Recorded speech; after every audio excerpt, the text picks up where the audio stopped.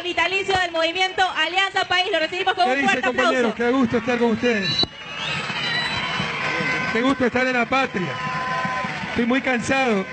Donde yo resido actualmente son 4:20 de la mañana, pero la alegría, la felicidad, el gusto de estar con ustedes supera cualquier fatiga. Creo que en las últimas 48 horas hemos dormido solo 3 o 4 horas, pero así ha sido nuestro estilo. El vértigo de esta leyenda llamada Revolución Ciudadana, esa década ganada, que ni la más grande traición, el más grande egoísmo podrán ocultar. Recibimos un país destrozado, entre otras cosas, por la migración. Nos habían robado hasta la autoestima. Éramos los más perezosos, los inútiles, los más corruptos, lo que nos quieren imponer ahora. Sepan ustedes que por cada funcionario público corrupto que traiciona a su patria, traicionó a la revolución, hay 100, 1000, 10.000 funcionarios honestos que patrióticamente cumplen su misión día a día. Es increíble a qué nivel han llevado la patria en complicidad con los medios de comunicación. Si hay un abuso a un menor en un colegio, todos los profesores ahora son abusadores. Y es cómplice el mismo ministro, el mismo presidente. Ya basta de convertir todo en instrumento de politiquería. Recuerden cómo recibimos a la patria. Y en vez de quejarnos por cada bache que veíamos, nos pusimos a trabajar tantas cosas que se hicieron. Acuérdense ustedes, el Fondo de Solidaridad era un desastre, las eléctricas un galimatías, ni siquiera tenían contabilidad, había que hacer cruces de cuentas, no existían caminos, no existía institucionalidad del Estado, no existía transparencia en las cuentas, no se sabía cuántos ingresos, cuántos fondos, los balances del sector público, no había la institucionalidad adecuada. ¿Cómo recibimos al país? ¿Y cómo dejamos a ese país? Ese país que era el peor en infraestructura vial, lo dejamos como el mejor de América Latina, compañeros. Esa educación, que era la peor o de las peores de la región, de acuerdo a la UNESCO, ahora es el sistema educativo que más avanza en la región. Ese país, que era de los 3 más inequitativos de América del Sur, de acuerdo a la CEPAL, Comisión Económica para América Latina, de acuerdo a esa misma Comisión Económica para América Latina, ahora de los 3 menos inequitativos. Esa pobreza que el neoliberalismo aumentó, nosotros la redujimos en 14 y 6 puntos, de acuerdo, depende de qué criterio de pobreza utilicen. La pobreza multidimensional significó que 2 millones, de acuerdo a ese concepto de pobreza, 2 millones de ecuatorianos salieron de la pobreza, un récord a nivel regional como proporción de la población del país. Ese país que importaba energía, que nos la vendían carísima, Colombia, Perú, ahora exporta energía a ese mismo Colombia y Perú. Y eso es gracias a un preso político que ya existe en el país, a un hombre inocente, que la partidocracia, los poderes, un gobierno traidor, lo tiene en prisión. Me refiero al compañero Jorge Glass Espinel, compatriota. Ya vamos a hablar un poco más de todo aquello. Pero es increíble cómo la mediocridad, la traición, tan solo en 6 meses, nos han hecho retroceder a ese viejo país. ¿Cómo me recuerda lo que vivo? Yo dije, lo que vivo ahora, yo dije que me retiraría un tiempo de la política, tenía que residir por cuestiones familiares en otro continente, al otro lado del mundo. Pero he tenido que hacerme presente, porque tampoco vamos a permitir que un puñado de traidores destruyan todo lo que se ha construido con tanto esfuerzo. Qué fácil es destruir, qué difícil es construir. Me pregunto yo, cuando se les acabe el show, cuando se les acaben los escándalos, cuando no tengan que más criticar, ¿qué le van a decir al pueblo ecuatoriano? Si en 6 meses no han construido una casa, en 6 meses no han aumentado un bono, en 6 meses no han generado un puesto de trabajo, 0 de cumplimiento del programa de gobierno que el pueblo ordenó en las urnas, y sí 100% probablemente el programa de gobierno de la oposición, de los perdedores en las urnas, compañeros. Nos han tenido entretenidos, escándalo tras escándalo, y creen que la gente es tonta y va a convencerse de eso todo el tiempo. Utilizaron como instrumento de la forma más canallesca la lucha anticorrupción. ¿Quién puede estar contra la lucha anticorrupción? Pero hicieron creer que nosotros hemos sido cómplices a la corrupción, y ellos son los que luchan contra la corrupción. Ya basta, no sean cobardes, no sean canallas, 10 años estuvieron en mi gobierno. Saben que jamás hemos tolerado la corrupción, compañeros. Los dos grandes casos que se dieron al final de mi gobierno, contrariamente a lo que la prensa quiere hacer creer, a las órdenes del gobierno que dice su ministro, busquen cualquier problema, busquen cualquier contrato donde falte una coma para hacer escándalo. La realidad es que son dos casos aislados. Caso Petroecuador, que se conoció por los Panama Papers. Enseguida se actuó. Uno de los involucrados, Carlos Pareja Yanuseli, huyó y apoyó a la oposición durante la campaña. Y ahora apoya a este gobierno, lo cual significa que a nosotros nunca nos apoyaron los corruptos, porque saben que con nosotros no habría impunidad, compatriotas. Y ya se resolvió ese caso.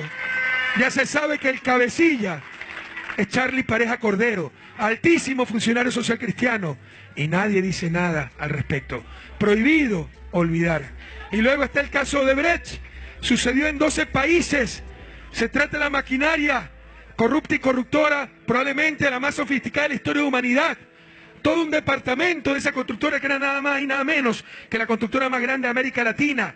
Todo un departamento para disfrazar sus oscuras operaciones a través de paraísos fiscales, en cuentas secretas, dar coimas a funcionarios públicos, a otras empresas también, con las cuales coludían, empresas privadas, para ganar contratos.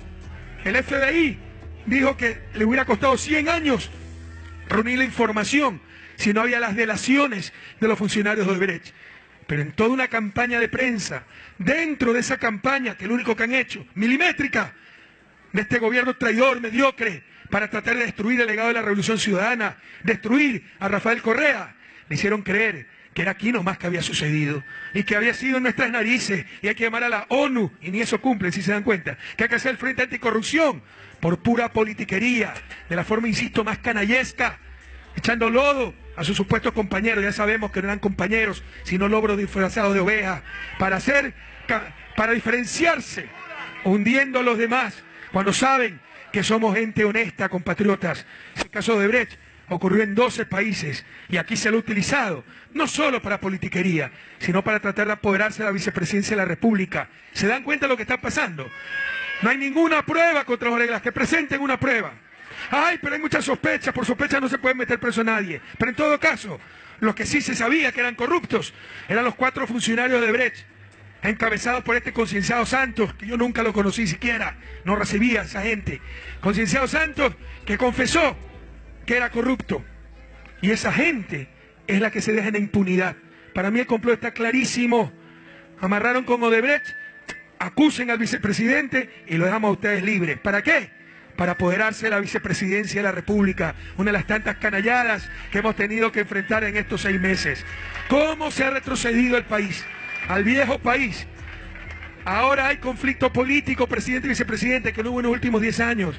Conflictos en partidos políticos por la mano sucia del gobierno, como lo que está ocurriendo en Alianza País. Pedimos disculpas a la ciudadanía por estos bochornos, pero hay cosas inevitables que no nos queda más que enfrentar, como cuando quieren apoderarse de un partido, que nunca quisieron, que siempre rechazaron, ni siquiera se vistió de verde en la campaña, nos dijeron ovejunos, sumisos, que la revolución es una pendejada. Ahora sí quieren apoderarse de Alianza País. No lo van a lograr, compañeros. En apenas 6 meses volvió el país del reparto, que las eléctricas para Bucarán, que las autoridades portuarias para los social cristianos, volvieron los pactos ocultos a espaldas de nuestro pueblo. Eso sí es corrupción, compañeros. Lo que decían rechazar es lo que practican.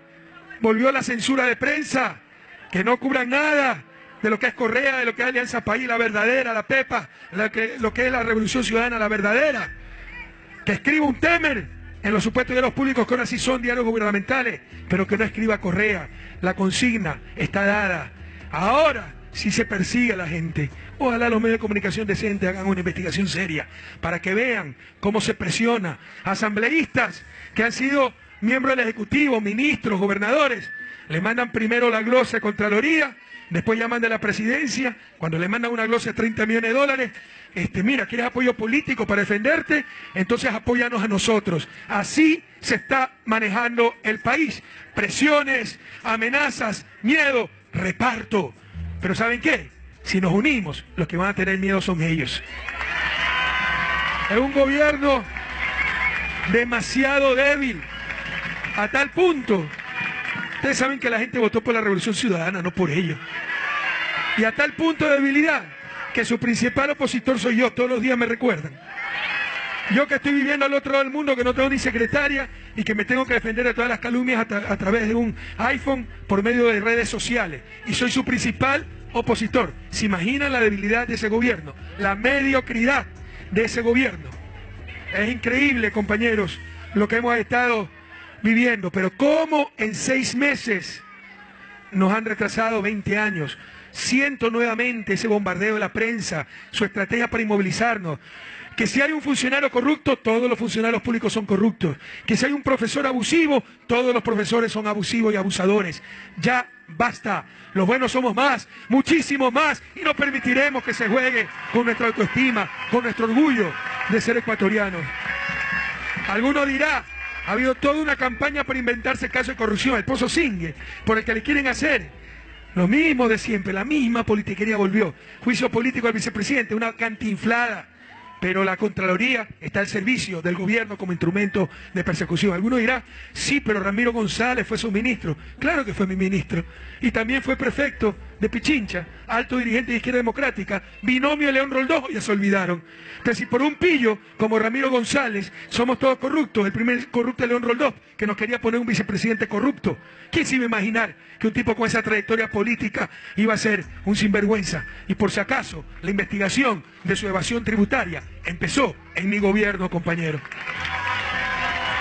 Y recuerden que cuando se volvió opositor al gobierno, otro traidor, a mi gobierno, era el engreído de los medios de comunicación. Ahí nos dicen, ya esta boca es mía. Y nunca lo mencionan. Él fue dirigente de Izquierda Democrática, porque quieren hacer creer a la gente que la corrupción ha estado solo en el gobierno de Correa, solo en Alianza País. No, compañeros, fuimos los que nos arriesgamos hasta la vida para evitar esa corrupción. Hoy ya se olvidan que hace 10 años, desde que entraban al país, tenían que pasar un billetito de inmigración, otro billete en aduanas. Si querían sacar la cédula, tenían que pasar otro billete en el registro civil. Tenían las telefónicas, perdían plata, millones, por centenas de millones. Pensaban que era el negocio más rentable del mundo por el nivel de corrupción que había. Corrupción en la justicia, corrupción en la policía, corrupción institucionalizada, generalizada, tolerada. Esa corrupción ya no existe. Ahora existen esos casos que han pasado en todas partes del mundo y que cuando se los detecta hay que sancionarlo con todo el peso de la ley, pero no caer en la pequeñez humana de usarlo como instrumento de politiquería y con eso tratar de humillar, de destruir la reputación de gente honesta. ¿Quién va a querer ser funcionario público? Solo los peores con lo que se está viviendo, ¿no? La satanización, la persecución, a todos, no tratarlos con generalizar porque ha habido un caso de corrupción. Pero no solo nos han entretenido con la corrupción. Ustedes saben también que dijeron que el país estaba sobreendeudado, que el gasto ha sido irresponsable, y su mismo ministro lo tuvo que desmentir. Y de eso no dice nada la prensa. Que 55% de la deuda PIB, nunca ha existido esa medición de deuda. Pídale esa medición del año 2014, 2013, no existe, porque nunca se ha medido así la deuda. Pero eso no lo dijo la prensa.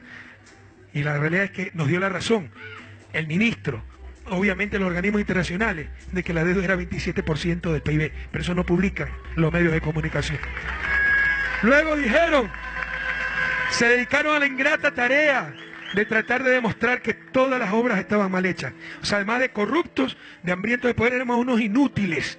No sabíamos nada, ni cómo construir una casa, y como que si el presidente construía directamente las casas.